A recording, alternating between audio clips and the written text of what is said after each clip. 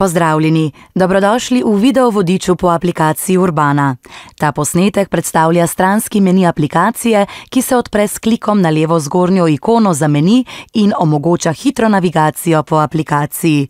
V meniju se na vrhu nahaja gumb za nazaj. S klikom na puščico ali s klikom izven menija se ta skrije. V meniju se dostopna vsa okna v aplikaciji, na vrhu se vrstijo denarnica, ki je tudi glavno okno, aktivna plačila, ki prikazuje aktivne karte, vozovnice in tako naprej, zgodovina plačil, ki prikazuje pretekla plačila. Pod naslovom plačilna mesta se nahaja iskalnik, ki vključuje vse lokacije, vključene v sistem Urbana, zemljevid, ki prikazuje označene točke na zemljevidu Ljubljane, ter Urbana SMS Parking, ki omogoča mobilno plačilno parkiranje.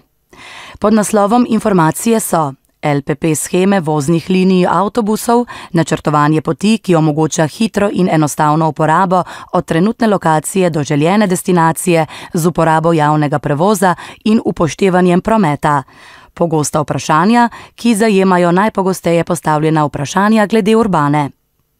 Predzadnji naslov je moneta, ki vsebuje povezano številko za uporabo monete, ter okno za polnjenje računa z moneto. Pod zadnjim naslovom ostalo so še aplikacije Telekoma Slovenije ter informacije o aplikaciji Urbana.